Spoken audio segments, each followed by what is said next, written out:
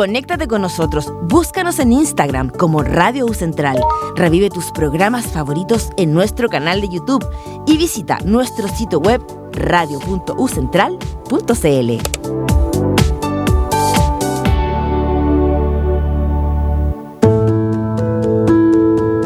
Comienzan 60 minutos de entrevista y conversación acerca de los parques de nuestro país.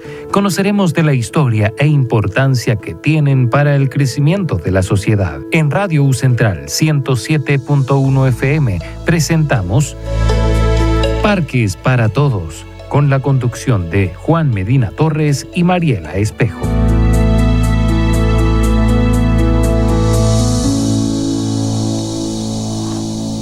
Hola, buenos días. ¿Cómo están, amigos? La verdad es que estamos nosotros en un día muy especial. Estamos esperando a nuestra invitada de hoy día, que es Paola Gacitúa, una asesora del ministro Iván Poduje, para conversar sobre los parques urbanos, un proyecto que hay desde el año 1992 implementó el Ministerio de Vivienda y que ha construido una red de parques tanto en Santiago como en regiones. Entonces vamos a hablar con ella. Debe estar por llegar. Algún problema de tránsito ha impedido que esté en nuestros estudios, pero mientras tanto nos acompaña Álvaro Medina, periodista, para conversar también sobre algunos temas que están preocupando en el ámbito del medio ambiente. Este es un programa producido por la Fundación Cerro San Cristóbal. Álvaro, buenos días. Buenos días, muchas gracias por la invitación. Qué bueno estar esperando a una invitada estelar y mientras tanto poder conversar de cosas tan importantes como son los parques, el agua, cómo se sostienen y cómo hacemos buen uso de los parques también. Si eso es lo más importante, para eso están. Ahí hay un tema realmente importante, cómo hacemos buen uso de los parques.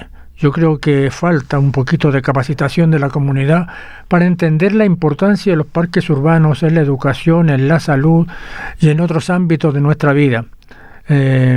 Y falta porque uno cuando va a un parque, probablemente tú lo has constatado, lamentablemente hay mal uso del mobiliario, hay mucha basura después de un fin de semana, etcétera. Entonces, yo creo que por ahí tenemos una gran tarea en términos de educar a la población en el uso de los parques urbanos. Pero mientras tanto te invito a ver un tema que es el agua. El agua dulce está desapareciendo a un ritmo alarmante en el mundo. Los continentes de la Tierra han experimentado una pérdida de agua dulce sin precedentes desde el año 2002. Impulsada por el cambio climático, el uso insostenible de las aguas subterráneas y las sequías extremas son algunas de las causas por las cuales estamos perdiendo el agua dulce. Así lo revelan nuevos hallazgos obtenidos a partir del estudio de más de 2 décadas de observaciones satelitales a cargo de un equipo dirigido por la Universidad de Arizona State y publicado en Science Advances. ¿Qué te parece? Preocupante. Necesitamos. Y además de eso, ¿cuánto hay alguna cifra respecto de cuánto es el agua dulce en proporción al agua total? No tenemos la cifra exacta, pero dice que el agua disponible, las implicaciones negativas de esto para el agua dulce disponible son asombrosas. El 75% de la población mundial vive en 101 países que han estado perdiendo agua dulce. 101 países del mundo están perdiendo agua dulce durante los últimos 22 años. Y eso va a continuar. De esta situación no se escapa nuestro país, evidentemente. Y atendiendo a cómo las reservas de hielo de nuestra cordillera de los Andes están cada vez más crítica la situación y desapareciendo. Yo tengo un dato acá que aparece en páginas especializadas que dice que, esto es para que veamos, uno cree que uno cree que el agua, este es un planeta lleno de agua, nos dicen. Estamos llenos de océanos, pero resulta que el agua que uno puede realmente tomar es muy poca en proporción a eso. El total del agua en la Tierra, de acuerdo con las cifras generales, es de 1.386 millones de litros. 1.386 millones de litros, el total del agua de la Tierra. 1.386. El total del agua dulce es de menos de 35 millones de litros. Es decir, es un porcentaje bastante ínfimo en relación con el agua total. Y eso es preocupante y ha ido bajando precisamente porque el ciclo del agua ha ido cambiando por efecto del cambio climático. Es decir, se evapora menos agua o llueve menos, y por lo tanto en los lugares donde antes se depositaba agua para que pudiera convertirse en agua dulce, para que pudiéramos tomar, ya no se está produciendo eso. Y los primeros efectos van a ser probablemente sobre nuestras áreas verdes y después sobre nuestra capacidad de consumo. Y ahí está un tremendo problema. Y el otro problema es la producción agrícola. Si nosotros consideramos que los alimentos que nosotros consumimos, la fruta que nosotros consumimos, etcétera, es regada con agua dulce. Así es. Entonces, me recuerda esto una situación bien crítica también que vivió en nuestro país con respecto al agua. El año 1873 se produjo también una gran sequía en Santiago, en Chile en general, pero Santiago en ese entonces tenía 130.000 habitantes. Y empezó una sequía muy grave que además produjo una serie de problemas de carácter agrario.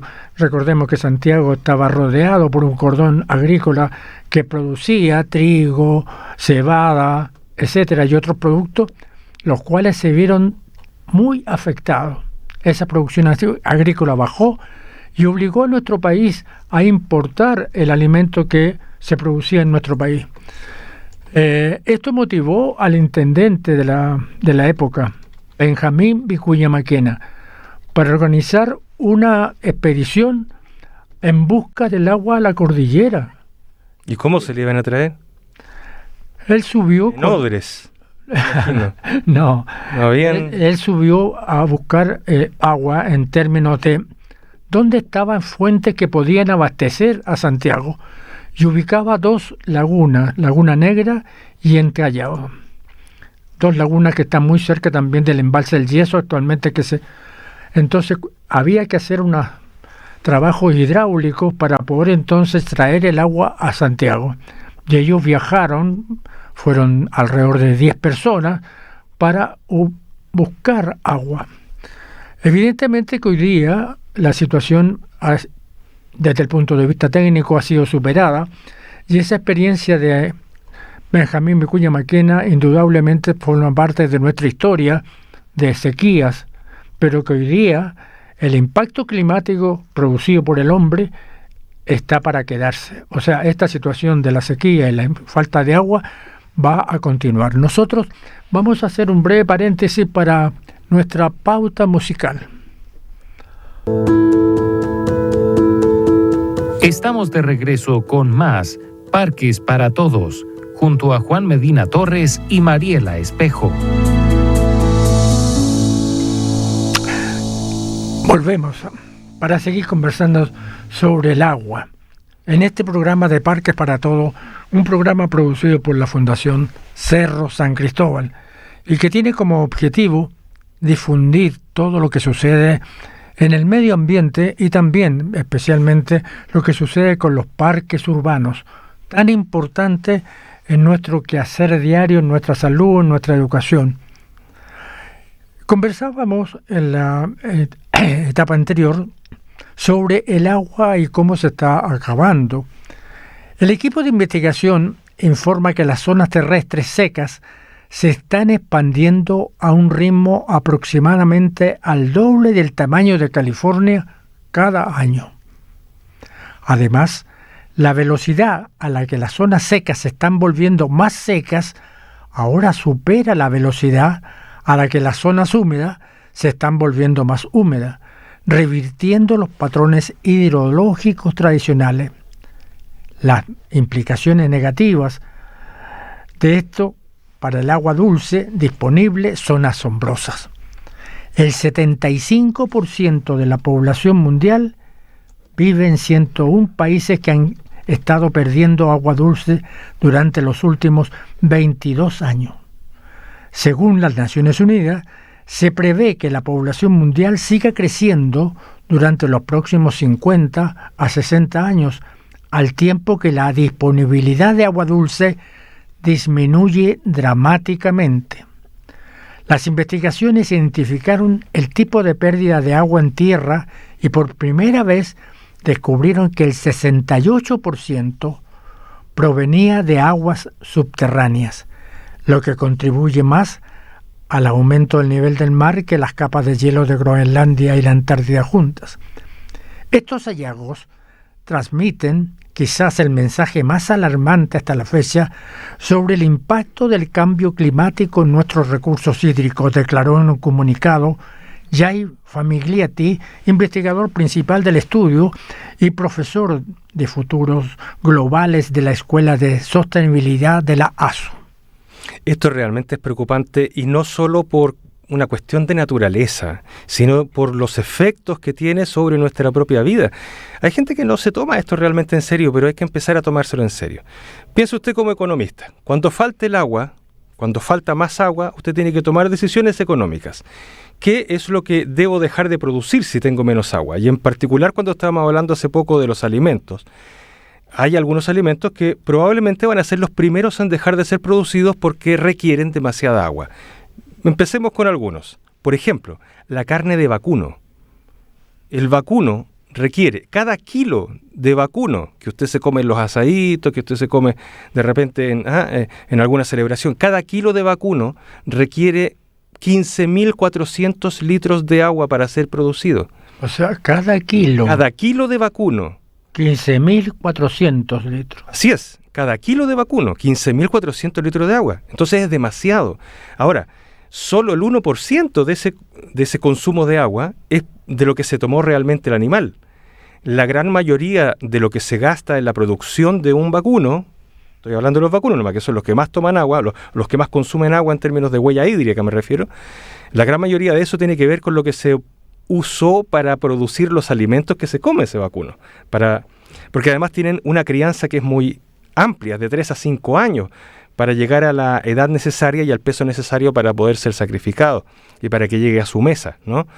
Entonces, vacunos y corderos son los que tienen una mayor huella hídrica y probablemente las decisiones económicas van a ser las primeras especies en ser afectadas cuando se tenga que tomar decisiones a propósito de la falta de agua. Eso en términos de animales. En términos de alimentos vegetales, los alimentos que tienen mayor huella hídrica, es decir, que necesitan por cada kilo de ese producto un mayor consumo de agua, son los garbanzos, las lentejas y los porotos.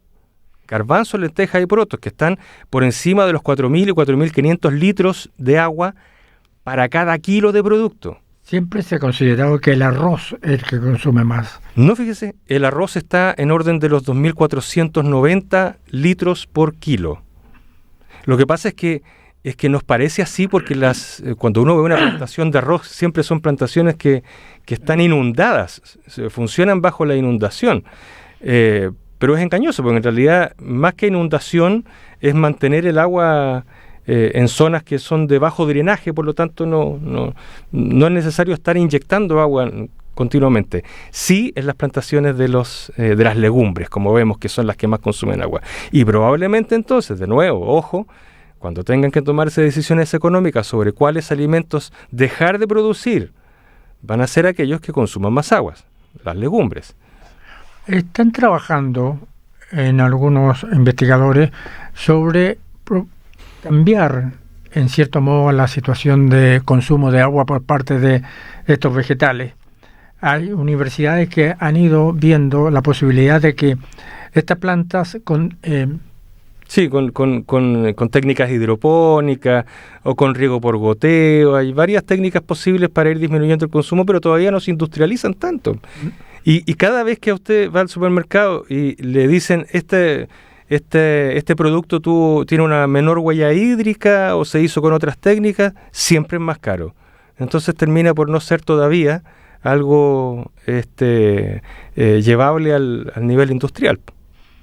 Me faltaban las frutas. Entre las frutas, la fruta que más consume agua en su huella hídrica es el mango.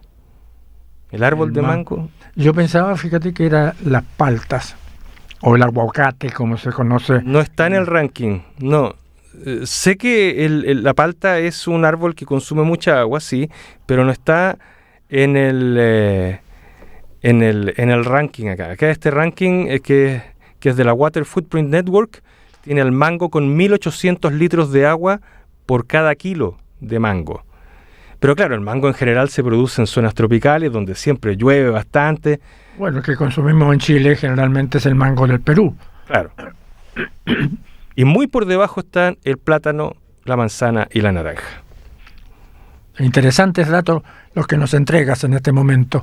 Nosotros vamos a ir a otra pausa musical para seguir conversando sobre este interesante tema del recurso del agua.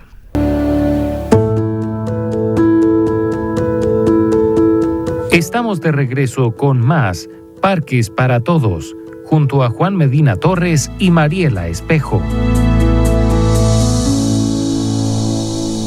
Bien, estamos de vuelta en Parques para Todos, en el 107.1 FM y también por radio.ucentral.cl en el streaming. Estábamos escuchando My Way, que es una canción bella, la popularizó Frank Sinatra, pero la compuso Polanca, si la memoria no me falla. My Way, a mi manera. El problema es que a nuestra manera es que hemos ido destruyendo el planeta, porque hemos hecho las cosas a nuestra manera. Exactamente. Los investigadores acerca del tema del agua que estábamos conversando evaluaron más de 2 décadas de datos de las misiones estadounidenses alemanas Gravity Recovery and Climate Experiment, analizando cómo y por qué ha cambiado el almacenamiento de agua terrestre desde el año 2002. El almacenamiento de agua terrestre incluye toda el agua superficial y vegetal de la tierra, la humedad del suelo, el hielo, la nieve, el agua subterránea almacenada en la tierra. Es sorprendente la cantidad de agua no renovable que estamos perdiendo, afirmó Kristine Chapandukar, autor principal del estudio e investigador de la ASU.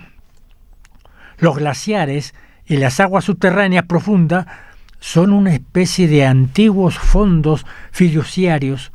En lugar de utilizarlos solo en épocas de necesidad, como una sequía prolongada, los damos por sentados. Además, no estamos intentando reponer los sistemas de agua subterránea durante los años húmedos, lo que nos lleva a una inminente quiebra del agua dulce.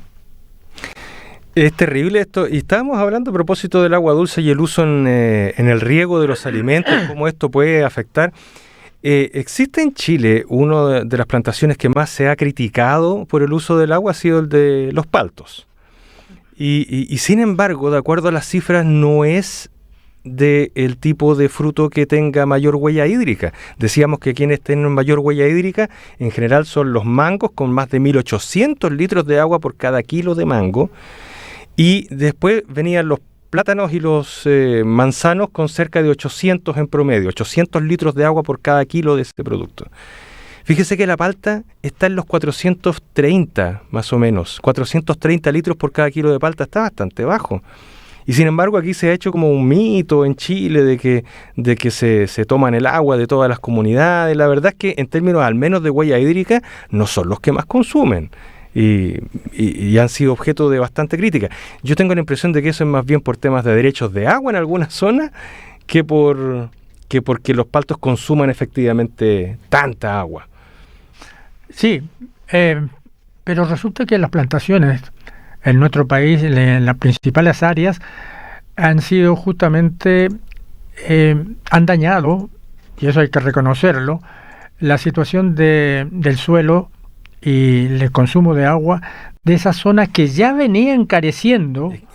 Por eso, yo creo que el tema era más bien del uso racional del agua y de derechos de agua en esas zonas, más que porque realmente chupen demasiada agua las plantaciones de palto, porque no lo hacen, no es tan así, pero sí, es cómo se distribuye, y ahí no hay racionalidad. Pero esa falta de racionalidad nos lleva a la situación de educación. Y de regulación. Claro.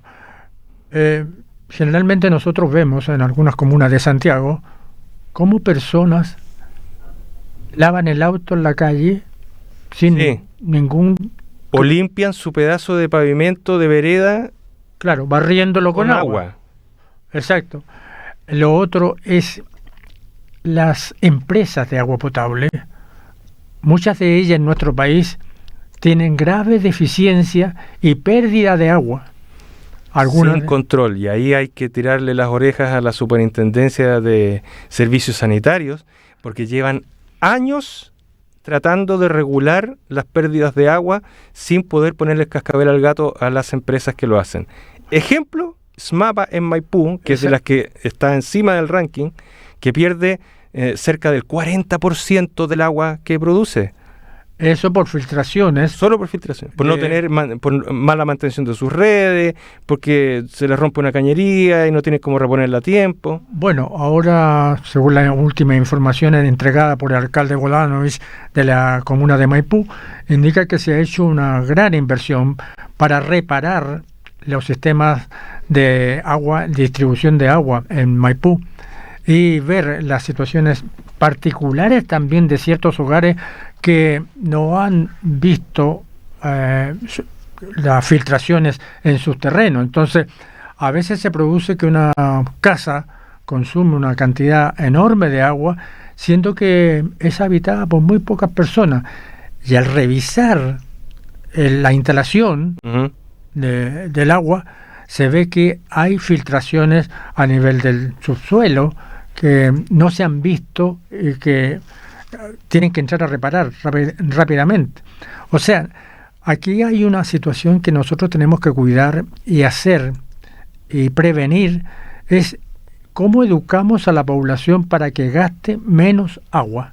Hoy día se está gastando mucha agua en duchas, por ejemplo, que nos damos... faraónica, de 15 minutos. De mucho tiempo, en baños mal reparados. Tenemos que entrar en una... educar... La típica llave del agua que usted deja con la goterita. ¿Usted cree que esa goterita es anodina? No, pues. Va sumando litros y litros de consumo perdido. Fíjese que hay un estudio que se hizo a propósito del agua no facturada, que en el fondo es el agua perdida en Chile, es en promedio el 33%. O sea, 3 de cada 10 litros de agua en Chile se pierden. Ahora, nosotros, por ejemplo, la comuna de Maipú, con la empresa SMAPA, está sacando agua del subsuelo, ¿cierto?, de acuíferos que tiene, y es la única empresa en Santiago que todavía pertenece a una municipalidad. Sin embargo, uno observa también en el uso del agua en Maipú, por ejemplo, el riego de los parques de Maipú o las áreas verdes de Maipú. Irracional, dejan la manguera puesta. Exactamente. Y no hay... por horas, sin ningún control. Exactamente. No han entrado en una capacitación del personal que tiene a cargo la mantención de esas áreas verdes para señalarle la necesidad de ahorrar agua. Ahí hay una falta de regulación enorme y normalmente tiene que ver con cómo están hechas las bases de licitación para las empresas de mantención de áreas verdes y de arbolado urbano en los municipios. Porque no se establece claramente quién paga el agua para esa mantención. Se establece el costo del servicio, es decir, la gente que está en los parques y plazas, por ejemplo, podando árboles o limpiando las hojas o haciendo alguna mantención en general, pero el consumo del agua normalmente lo sigue pagando el municipio. Entonces, yo creo, y esto lo dejo encima de la mesa nomás, pero no me parece tan descabellado proponer que en las bases de licitación de las áreas del servicio de áreas verdes y de arbolado urbano en los municipios se deje a cargo del concesionario el costo del agua. Le apuesto que habría un uso más racional ahí. Yo creo que es una importante idea de Parques para Todos, que estamos aportando con ideas para mejorar las situaciones medioambientales que afectan a nuestra ciudad y especialmente al país. Y en este caso estamos conversando sobre el uso del agua. Vamos a seguir conversando en nuestro próximo espacio después de esta pausa musical.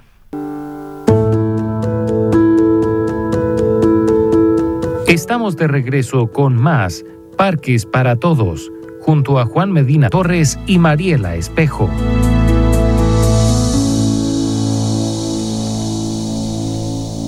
Seguimos conversando sobre el tema del agua tan importante. Hoy día teníamos una entrevista con Paola Gacitúa, una de las principales asesoras del ministro Produji, pero por situaciones de trabajo nos avisó que no podía estar con nosotros en los estudios de la radio de la Universidad Central en el 107.1. Acerca del agua, el estudio que analizábamos reveló una oscilación no reportada previamente después de 2014. Las regiones de desecación pasaron de estar ubicadas principalmente en el hemisferio sur a estar ubicadas principalmente en el norte, y viceversa para las regiones húmedas. Uno de los principales factores que contribuyen a la desecación continental es el aumento de las sequías extremas en las latitudes medias del hemisferio norte, por ejemplo, en Europa, además en Canadá, en Rusia, el derretimiento de la nieve, el hielo, el permafrost, aumentó durante la última década y el continuo agotamiento de las aguas subterráneas a nivel mundial es un factor importante. Y tan importante que tenemos que empezar, como bien decías, a tomar conciencia del uso racional del agua. Tenemos que empezar a pensar que cada vez que ocupamos agua somos privilegiados. Y por eso entonces ocupémosla racionalmente. Por ejemplo, le voy a dar algunos consejos y para aquellos que nos están escuchando yo creo que les va a hacer falta. En vez de bañarse, si a usted le gusta bañarse en la tina porque le relaja, bañarse en la tina ocupa 15 veces más agua que una ducha. Ocupa entre ocupa más de 200 litros puede llegar a ocupar en bañarse en la tina, juntando agüita. En cambio, una ducha pueden ser 50 litros. O sea, se ahorra 150 litros de agua solo por ducharse en vez de estar bañándose en la tina. Pero, ¿qué pasa? Podríamos considerarlo un lujo, ¿no es cierto?, un departamento que tenga baño con tina. Sin embargo, las inmobiliarias entregan todos los departamentos con tina. Así es. En circunstancias, por ejemplo, si un departamento tiene 2 o 3 baños, dejar un baño con tina. Un baño con tina y no todo. Y los otros que sean sin tina. Ahora, uno entiende que uno puede ocupar un baño de tina para bañar, no sé, a la guagua. Exacto. Pero los adultos ya no. Mire, otras cosas que normalmente la gente hace, que a veces uno cree, pero ¿cómo si no estoy dañando a nadie con esto? Cuando usted se lava los dientes o cuando se afeitan, uno deja el agua corriendo. Deja la llave corriendo. Normalmente dejan el agua corriendo. Ahí hay una forma, apague el agua o junte un poquito, pero no deje el agua corriendo. Eso es un gasto innecesario. Otra cosa que gasta muchísima agua es cuando la gente ocupa el inodoro como papelero. Y en vez de botar los papeles sucios al papelero, los bota dentro del inodoro. Eso gasta 10 veces más agua en el procesamiento después que lo que en el uso normal de un inodoro. Ahora, nuestro país está trabajando, en cierto modo, para solucionar los problemas de escasez del agua en ciertas zonas, especialmente en la zona norte, con la construcción de plantas desalinizadoras. Algunas de ellas son realmente un reto de ingeniería de llevar agua desde el nivel del mar a más de 4.000 metros en la cordillera para los trabajos de la minería principalmente. Sí, son las que han ido liderando esa instalación. Y eso deja entonces libre los acuíferos que están destinados al consumo humano.